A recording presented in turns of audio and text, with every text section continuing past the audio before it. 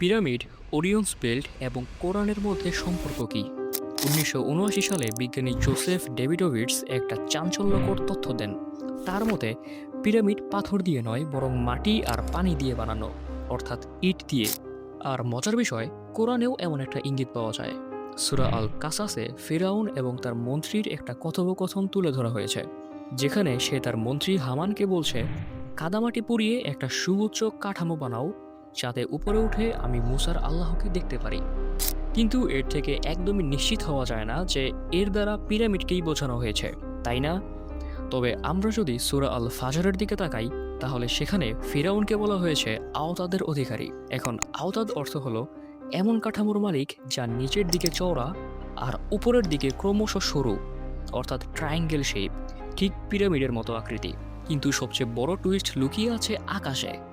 Orion নক্ষত্রমণ্ডলের তিনটা তারা, আল নিতাক, আল নীলাম, মান্তাকা, যারা পৃথিবী থেকে শত শত আলোকবর্ষ দূরে।